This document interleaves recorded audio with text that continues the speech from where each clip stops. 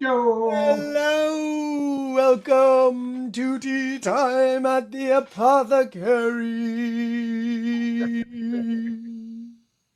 Is that your like Gregorian chant? Welcome. I'm really into monophonic compositions right now, so yeah, Gregorian chant's my jam. Cool. I don't even know what that means, although I have some idea based on the word mono and phonic. But It means uh, everybody sings the same notes. So even though there's many voices, there's actually only one melody. gotcha. Cool. Cool. Well, yes, that sounds good. Welcome. Welcome. Hey, everybody. I'm TQ. It's JQ. It's Tea Time at the Apothecary. It's Wednesday, and that means it's Wednesday at noon Central Time. So that means we're live with you here from Merz Apothecary in Chicago and in the beautiful Lincoln Square neighborhood on this October fall day. And we do this every Wednesday and Friday at noon Central. And we talk about life, tea, health, all good things. Today we're just doing, we don't have a, we often have amazing guests and we have done a lot of those recently, but today we're talking just Burdock tea and life, I think. Right, Jay? Yeah, yeah. So you made me this nice decoction, I think. It's Is it a decoction? Yeah, roots you almost always decoct unless you are pulverizing, and then people will sometimes just do it like an infusion. But if it's in a powder format, but you don't get that nutty, amazing taste if you don't do the decoction. Like taste that. It's so It's really, really good. there's something like just like, nutty and coffee like and almost like a mild cocoa kind of thing happening with decoctions that I just love. Yeah, yeah. Sorry, I was thinking about decoction, and it reminded me of uh, the Yiddish word fakakta, which is not very, it's not necessarily the most appropriate word because it's sort of what it sounds like, but it basically means totally crazy, messed up, or, something else. But anyway, not the same here. This is decoction is pulling it out of the roots, right? And Mhm. it's, there's a nuttiness to it and a grain. A, This is the maybe like we did licorice decoction. That one ends up very sweet. We've done dandelion root, and that one has like a bitter edge. I would say this is the roundest of the roots we've tried on this show, and it's really pleasant and yeah, mild and lovely. yeah, I really like it. As soon as I opened it up, I got very excited because it smells like it's going to be sweet and there's a mild, pleasant sweetness, but it's not overly like licoricey sweet, you know? No, only like in the way that macadamia nuts are inherently a little sweet to them, right? Like that's Yeah, it's yeah, awesome. yeah, it's really nice. I'm excited about this. So tell me about burdock root. What is it used for, Jack? Well, burdock root is you'll see it in a bunch of skin stuff. And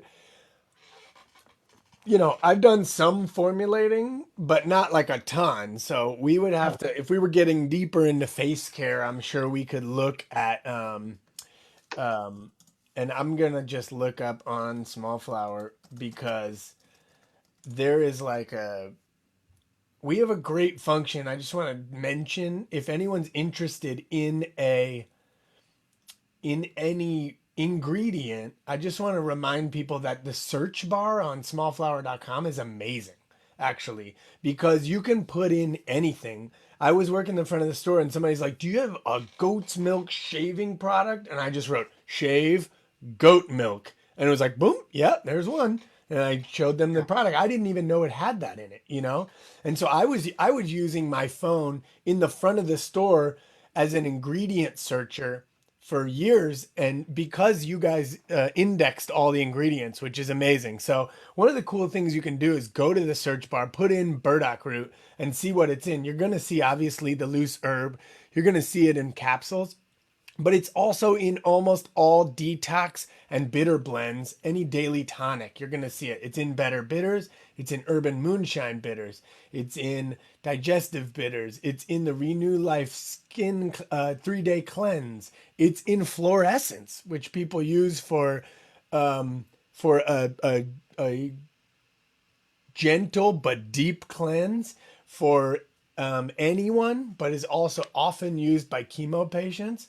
Um, it's in immune support with echinacea from Yogi Tea. So you're starting to see a little bit of a pattern there, right? It's in SEAC. Yeah, that's fluorescence. You're right.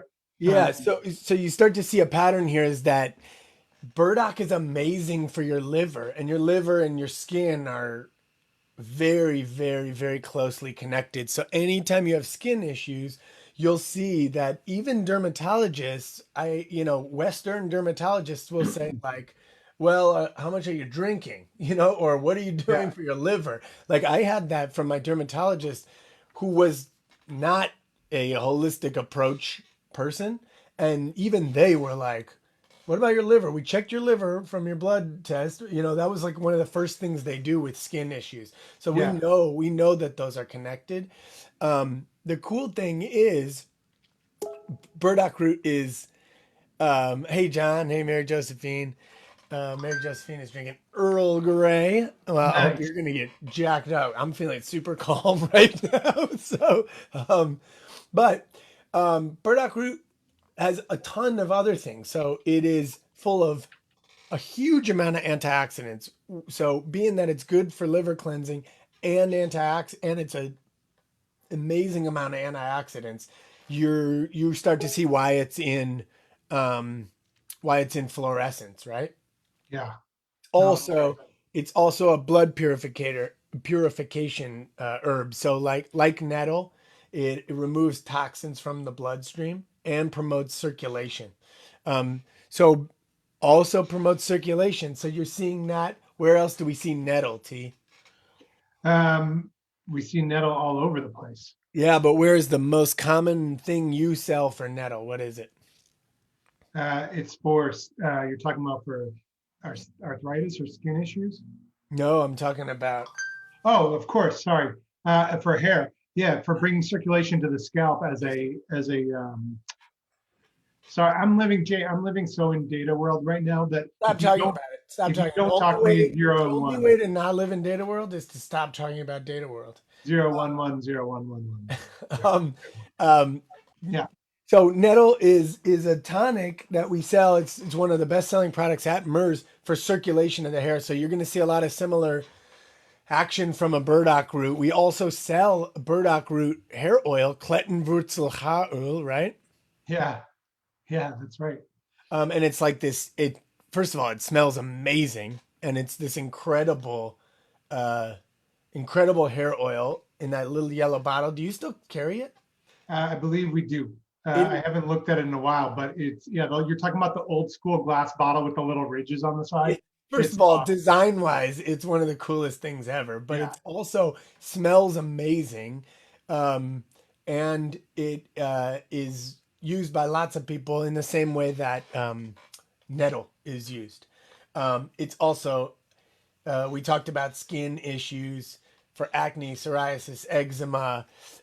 It can be used topically. You can people have used it for topical burns even. Um, you can use it as fresh burdock root. I've never had, I gotta say, but burdock tea and the But they dried talk root. about using it in soup as a vegetable. That's what I was gonna say. The fresh burdock root you can make like a yeah like a stew out of it, a broth sort of. And I think this is as unique. John points out, it is in one of the shambars too. So the soothe formula is burdock, mint, and Thanks, jasmine, John. and and that is designed to calm irritation and flakes in the scalp. That's why we added burdock root to that formula. Mint is calming, and then the burdock root should help you calm down and maybe ease the flakes. Was my hope with it, and so far um, the feedback I've been getting for people who get irritated scalp is that it's lovely. I even had a person try it who has a dog with a bunch of skin allergies, and they used the Soothe Bar on their pit bull. Really? And themselves, they both have skin allergies, them and their dog, and zero reaction. So that was cool. Wow, cool. That's awesome. Uh, Clarence Mills, what's up, Clarence? Clarence is drinking hibiscus tea, another powerful antioxidant. yeah, I love hibiscus tea. Here's the Uh, other cool one, T. Ready? yeah, Burdock root is an aphrodisiac. well, that explains everything. I'm just kidding. That's cool. No, isn't that cool? And Yeah, actually, like tasting it and how like sort of warm it's making me feel and lovely. It's not surprising to me that that in a study in the last 10 years, burdock root had an aphrodisiac effect in small mice or rodents or something. So yeah. The thing that I'm looking at talks about, well, I just want to say a 2002 study of rats found the herb can help reverse liver damage caused by excessive alcohol consumption, though a direct correlation to results in humans cannot necessarily be made. I first of all, two things. Uh, thank goodness someone is doing something for those poor drunk rats. And second of all, anything that's good enough for a rat, a drunk rat, is good enough to heal my liver as well. That's what I um, um, when my psoriasis first came on, and I was working in the front of the store and asking the reps and the incredibly smart people we have that represent certain brands coming in, I was always asking them, and they were always recommending products, and I would invariably look at the ingredients, and burdock root was in every single one of them. yeah, Um, so this is an amazing herb for the skin. It is an amazing herb for the liver. If you are cleansing or going through a cleanse, I highly recommend it. You're even seeing it in fancy hair brands like Phyto. In their hair treatment, they're adding burdock root as well. So this is many, many, many, many years. We've been selling the oil and the tea, obviously, to Western European kind of herbal people that are up on Western European herbalism, and that's been 100 years or whatever. The but the but these products have been around for 20. These even like yeah, these products from America have been around for 20, 30 years with this ingredient in here. yeah. You know, it's it's so funny to me. I'm looking up pictures of burdock. Have you looked up pictures? It sort of looks like a sort of there's a similarity when it blooms to echinacea in that it's spiky, but without some of the other. It's like a Yeah, what like a purple spiky green ball, right? yeah, and but basically what I'm coming up with, I mean, like what I immediately when I saw it is like, wow, that's a beautiful weed. And I think that it's really funny as someone, like in this modern world, many of us have this idea of like a garden and like getting rid of the weeds. And it's just funny to me that like so many of the weeds that we try to get rid of, or the things that we're like, oh, this shouldn't be growing in here, are good for us. And it's like, And beautiful. and isn't it sort of a metaphor for the human condition that we're constantly trying to like trim away and get rid of the things that are actually good for us, even when they keep sort of presenting themselves to us again and again and again? You know what I mean? And I'm not saying that as an accusation to anyone. Like I do it too. It's like somehow the things that we should be doing keep popping up, and we're like, no, no, no, no, get out of my way. I'm trying to create something perfect. You know? Yeah. Well, I mean, you can even take that to a larger degree, which is like, people, undesirable people, even, people are like trying to like, these people aren't good. Let's get them out of here. And it's like, that's actually what makes your whole lawn world, diverse, gorgeous, and well balanced, right? Like, Yeah. Yeah. Um, yeah. The idea of perfecting your garden is kind of questionable, yeah. I very mean, suspect. yeah, I mean, I think we all need to learn to metaphorically and literally wildcraft our gardens. You know what I mean? Yes. Yes. Um, yeah. And I guess that's the, to continue to beat the metaphor with to beat it with a hammer. It's like you might be surprised what the weeds can bring, right? The good things the weeds can bring. Yeah. Um, Hey, Steve Whitlow says, good morning, Q's. What's up, oh, Steve? It's not morning here, but it is there in BC. yeah. Hey, Um, yeah, Steve, we're living in the future here, and I can tell you the next 2 hours are awesome. they're very, very, I mean, there's a lot of love in this cup. Yeah. Um, uh, Coob says, so true. Even fallen leaves are tree food. I know. People are obsessed with picking them up. It's like the best compost ever. And it rots. And it's not like smelling, it doesn't smell great. It's maybe gross to like walk on or pick up or smear on or slip on, but it's really good for your ground, you know? Yeah, I want to talk about that for a second. Jay, you lent me your old school style push mower with the rotary blades. Um, Yeah, you're not sucking up all the grass, you're leaving the trimmings in yeah, there. and I've always felt like that kind of like annoys me because it's all over. It was gone so fast, like you don't even notice it. And I had, my I don't have much of a lawn, right? I have like a small patch in front and a a decent city yard in back, but it's still small. And so for the past 5 years, my next door neighbor has been mowing it when he mows his parents' lawn. I just pay him to mow ours. But he went off to college. I've watched him go from a junior high kid through college, and like all the boys next door are gone, and we don't own a mower. So I borrowed yours, and I would say, like, first of all, that was a total joy. Pushing that thing even through 6 weeks of grass growth. I had to go So over like each. manual and tactile, and like even when it gets jammed and you gotta like bring it back a little and go, you're like, it's something lovely about it, Yeah, I dig it. I'm definitely getting one. It's right? really good. And they're like, I don't know how much that one was, but I looked them up. It's like $70 Yeah, they're for like like a 7, lawn. 60, $70, I want to Yeah, say.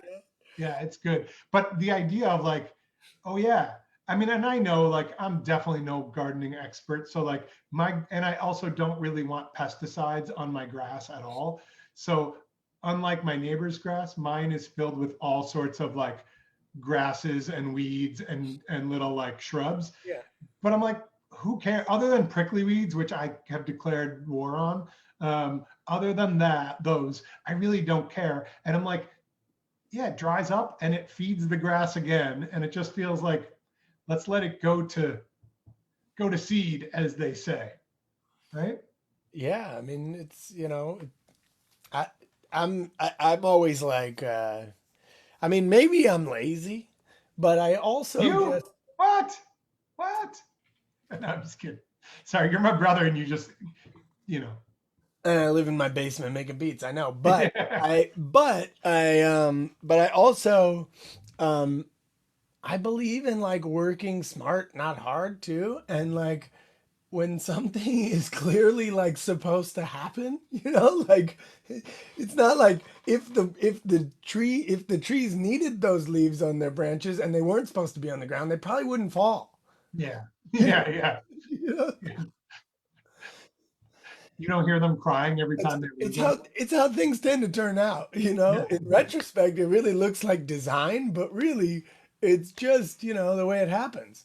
Um, I think it's and a so very we're fine. complex, unled design.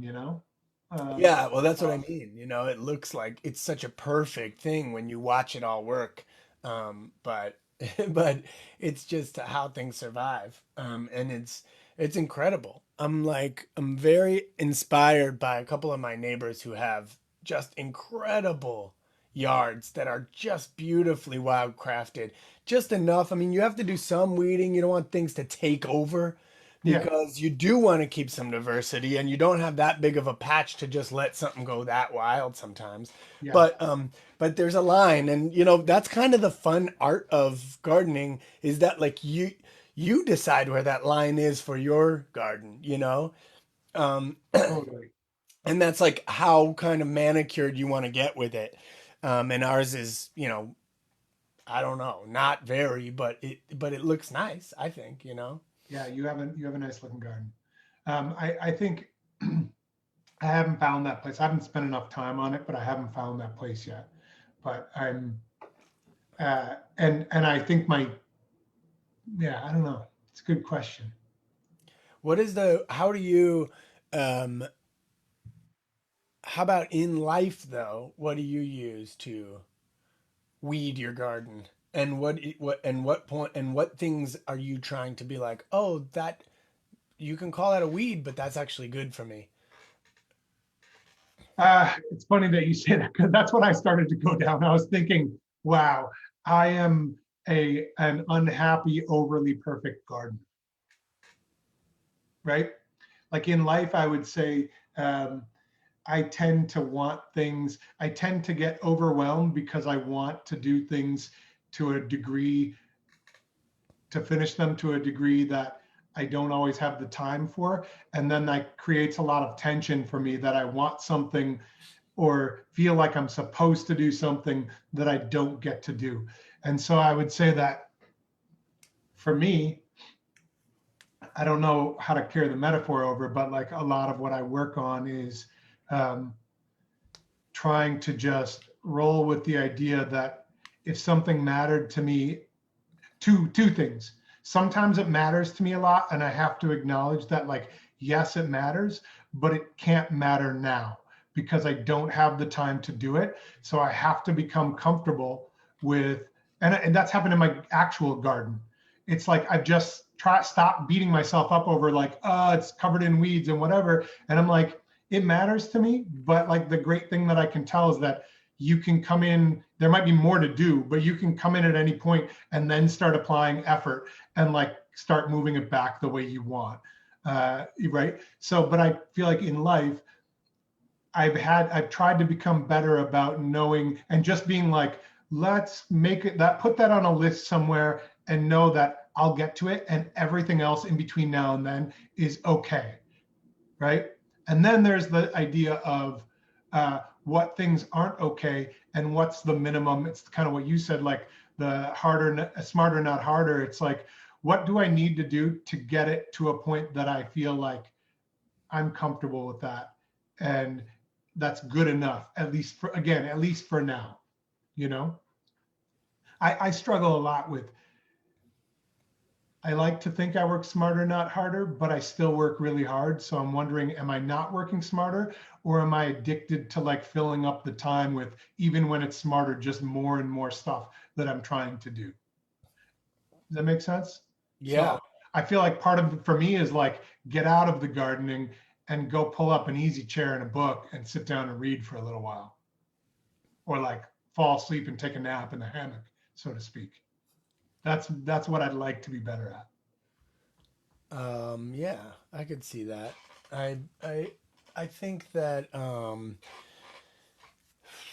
I'm like Yeah, a what about you? I have both, you know, like I'm addicted to like perfection in details, but I'm good in general with a little bit of gray area, and I'm okay with that. And that's why like overarching, I'm pretty good with it when I zoom out. But once I'm into something, I can get obsessive on details because of my just like my nature, just my inherent nature. So I also like, I think, you know, my meditation practice is teaching me sort of like that is who you are. Be okay with that, and then know when to let that go, and when that's no longer serving you. I mean, that is what makes me a good beat maker. That is what makes me good at formulating things and trying and paying super attention to details of this one has six more drops of burdock oil than this one did, and then noticing the difference. I love that stuff. But there's a time for that work, and then there's a time to just, you know, I married a theater producer, and she is Slash marketer. she Yeah. she is so used to theater's messy, man, you know. And so it's taught me a lot because what you're able you've got a bunch of people in the room that all have different agendas, and you just trust that like this team is cool and gonna make something awesome, and then you just sort of like you sort of like sheepdog them in the right direction, and you don't worry about the product. You just kind of keep pushing them that way, and then it's like, put it up, and this is what we made with this time. And like that is such a cool, awesome, beautiful thing. And she's so good at that. And I'm trying to like remember that like that life isn't about getting anywhere. It's gotta be about the process. The process is your life. If you worry about getting to the other side or doing this or getting to that, you're gonna be unhappy, you know? And if you enjoy the process, and even when it feels like I don't think this is gonna come together, I know that feeling from making art. Like there's no way we're gonna be ready by opening night, you know? And then of course You are. it is what it is, and people appreciate the work that you've done to do what you did to get it to where it's at. It's not a it's not a There's no finish line. you know, and the goals aren't pictures. They're living breathing things that are ever evolving, you know. Yeah. Yeah, I mean, I'm fortunate enough to now work with Greta, and I try to channel my own inner Greta every often in that sense, because I feel like I I have an overly I've often had an overly end product mindset, and I've spent 20 some years realizing I still haven't gotten to the end product yet. So like maybe I should have been doing it a little bit more enjoyably along the way. Yeah, I think it's good logic. So yeah, this is Very what good. happens when you drink Burdock tea on a Wednesday, brother. Yeah, wow. This is awesome tea though. It is good tea. I'm feeling open. Yeah, that always scares me when I'm feeling I'm teasing. But yeah, no, it's necessary. Uh, I I think it's here's another thing is that this applies, yes, it applies to life. It really applies to raising kids, I think. And I've had to sort of check myself on that a lot. Is like they're like their own gardens. And if you get overly concerned about snipping away the things you think are problems, you're doing damage to your kids sometimes. And sometimes you do have to take it, sometimes you got to bring in the shears and cut some weeds away. But in general, my feeling is like you should probably see what's growing there before you go heavy on the Editing. snipping and cutting, Yeah, yeah. you know? Yeah, I mean, I think you know, that's that's uh that's certainly true. And like you can you know, I remember even just like a simple thing that you probably even forgot about, but potty training is like a thing where you're like you know, and you get all up in their shit, and then they're like, you know, and then they are um and then you give them like neuroses about it, and then they're like worse at it because they're freaked out about you worrying that there's some Yeah, weeds around, you know, and you're like, come, like, oh, do it, you know, like, yeah, yeah, it's like, oh yeah. gosh, just like, Perfection is sort of the path to problems sometimes, Yeah, I just found this I keep this next to my mixing board, and this is a bitters. bitters with burdock root. Oh, nice, good deal. Yeah, I'm on the opposite end where it's teenage stuff, and I'm like, how much do I? They're sort of my two girls are disappearing at nights behind closed doors, and I check in enough that I don't think there's anything bad going on, but I'm trying to also make sure that we're sort of they're engaging with the normal world and not just either chatting with friends or on video calls with friends. It's hard to be like, hey, older daughter, stop reading a book a day. Like you're like when you before you have kids, you're like, if I had a kid who if I thought was going to read like a novel every day or two, aside from all their homework, you dream of that. And now I'm kind of like, don't you want to come down, like watch some TV with your parents and like chat about It's like, something or like, no. yeah, and I'm struggling with that. And I'm not saying that to brag about her. I just mean like, it's funny that the things that stress you out, because I'm like, I don't see her but for 20 minutes a day sometimes, if that, when she comes down and says a few things or says goodnight. Um, but seems like it's going all right. I don't know. I'm just trying to like let the garden grow. And I'm like, a voracious novel reader is something that I need to be. If that's a weed, it's like a pretty rare good weed. Yeah, for sure. For sure.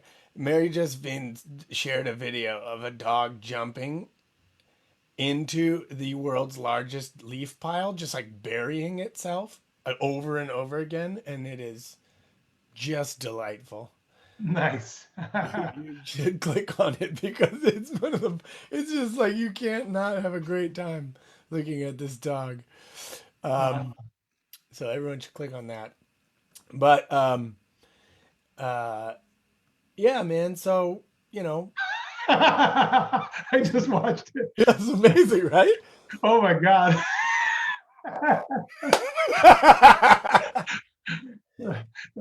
Thank you for that. uh, Also, uh,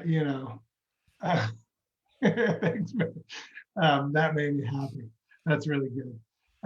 Dogs generally make me happy. Dogs are pretty hard to stay bummed out around. Um, it's awesome. All right. I don't have too much more today other than this is like this burdock got me open. And if it can do for my liver what it just did for my Heart. sort of attitude right now, I'm going to be in tip top shape despite 30 years of probably drinking too much before this past year or so. Um, Well, one good thing to remember is like, you know, your body's a super incredible organism that recovers so fast. It's not like your emotions, like it's like you go through a breakup and it's a long time till you start getting better sometimes. And you, with like quitting smoking or lessening drinking or whatever your next move is for more optimal health, your body adjusts quick and within days you can see differences. So you know yeah, that said, it's been 10 months for me, over 10 months. And I would say that I haven't had a drink. And, uh, I feel like I'm still noticing changes to my attitude and my thinking about my life that I feel like are related to the fact that like my body has had to sort of, my brain has, the way I think about it is my brain has adjusted the chemicals it's making and what it's doing in absence of these other major like neurotransmitter disruptors or substitutes or whatever. You know what I mean? So I think it's like it's immediate the changes that your body will make, but the effects can continue for a long time in terms of the positive changes and negative. You know what I mean? Depending on what you're doing. yeah, for sure. The good news is like in general, most things don't ruin you forever right away, and they also takes a long time to get back, but you start moving in the right direction almost immediately when you make those changes, right? Yeah, yeah.